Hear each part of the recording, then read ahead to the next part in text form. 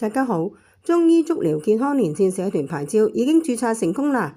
喺4月27號星期日下午5點至7點，我哋將會舉行分享會，會上有2位醫師主講唔同嘅題目，當然足療都會有現場示範啦。分享會係免費㗎，請大家踴躍報名參加。而基礎班同埋主題班就會喺5月12號星期一，連續4個星期一舉行嘅噃。基礎班分有下午班同埋晚上班。而主題班呢係喺5月12號同埋5月26號舉行。主題班嘅主題係帕金遜症同埋認知障礙症。最後大家會見到一張中醫足療健康連線會員登記表，歡迎大家喺網上登記加入成為會員。